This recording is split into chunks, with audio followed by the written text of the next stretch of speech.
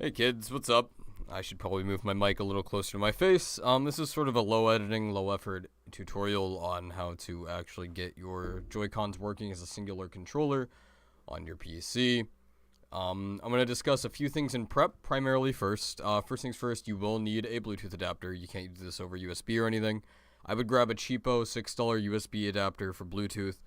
On your Bluetooth adapter, make sure that you are running the Windows default drivers, as the CSR drivers that often come on the disk or whatever that come with your adapter don't really work all that well. They tend to drop controllers a lot, and they don't work with certain things. The Windows generic drivers just work significantly better, so make sure you're using those and not the CSR drivers.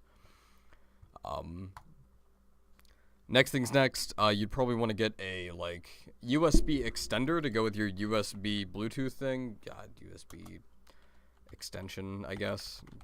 Okay, well, neither of these things are expensive. They're both like $5 a pop. Just getting your Bluetooth adapter away from your PC will give you a much cleaner signal and will probably save you some headaches.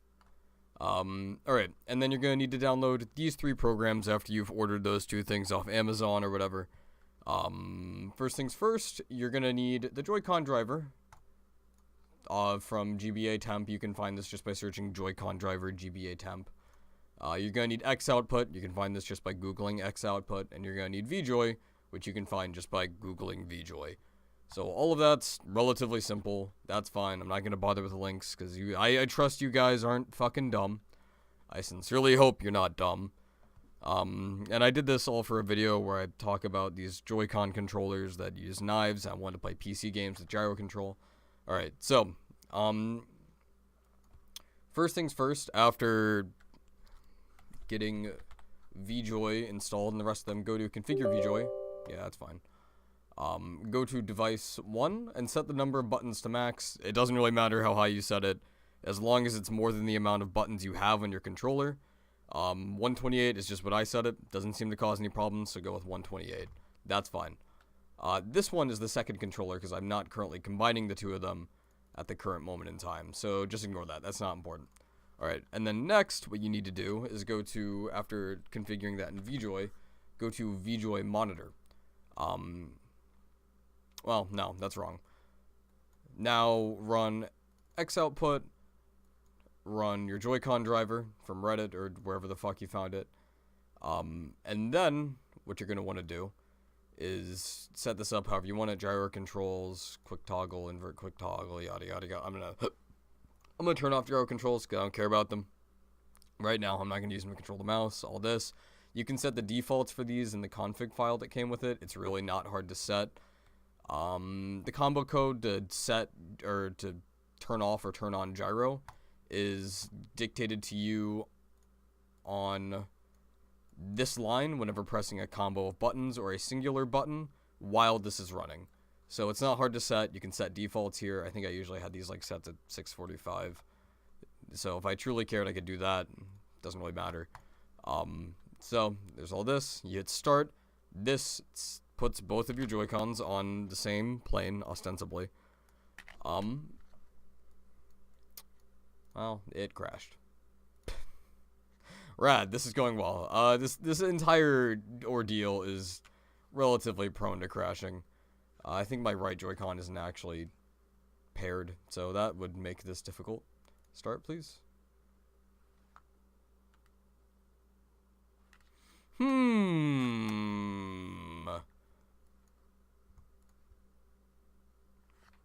Well, I'm gonna give you a briefer on how to connect to these things.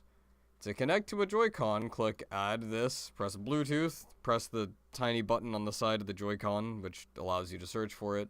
It'll eventually find it, connect to it. That's very simple. Hooray, I did it.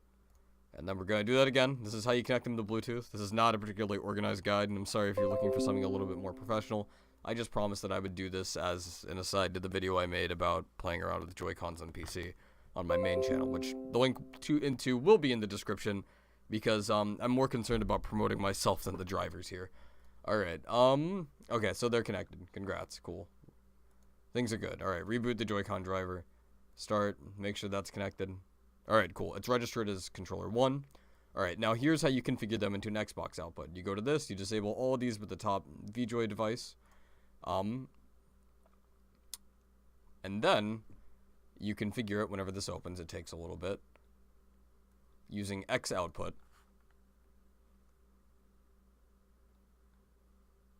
Eventually. Okay, so this gives you a list that, well, I can't put that on my second monitor, can I? This gives you a list that's not terribly, I mean, it is important, but it's not terribly descriptive. It doesn't really show you what you're looking for. So you're going to open up VJoy Monitor. Come on, VJoy Monitor. I hate the monitor VJoy. Okay, so go to VJoy Device 1, which is what these things are assigned to, and press any button, and now you'll get the little pink thing. This will tell you what button you're pressing and how to configure it on the left. So right now, I'm pressing button B on my controller. So, if I go to button B on the left, I could just set that to 19, which is A. I had A and B backwards because that's how they are on an Xbox controller, I'm pretty sure. Or I could have been wrong, but whatever. Or right now I'm pressing X. Wow, I configured this really wrong. I might have changed this later just because I preferred it a different way. I'm not entirely sure. But like, yeah, I'm pressing start right now, so it's button 29. I'm pressing back right now, so it's button 14. On the left Joy-Con, I'm pressing buttons, and they're registering over there, and they're all set up over here. It's very simple. The axes you're probably going to have to play with. I think these were still wrong, and then I messed with them later. But that's how you're going to set it up as a whole, so that's relatively simple. And then, what I do from there for game-specific configurations, I go into Steam, I go into Big Picture mode, and I cry, because I hate Big Picture mode. But, and then you can just configure things for specific games from there. CSGO, sure.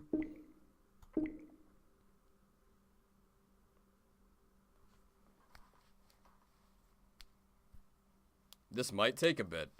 Basically, these controls won't work for every game, but through Steam Big Picture mode, you're going to be able to get it to work through all games on Steam. But yeah, after you finish configuring this, exit out, it autosaves, you don't need to worry about it. Ah, it just crashed. Man, everything in my life is going very well. Just a lot of problems. Just having a real good time. Alright, you go to this, then cancel all these, hit start. Simple. It registers as an Xbox controller. Alt back into Counter-Strike Global Offensive. Shift tab. Please let me shift tab. Alright, shift tab. Controller configuration. And then you can change whatever you want and however you want it on this. I mean, obviously you're going to be able to figure out mappings for particular games. I had them set up kind of weird because I couldn't access the bumpers using the controllers, or using the controller case I was using. But yeah, it's all relatively simple. From here, you should be able to figure it out.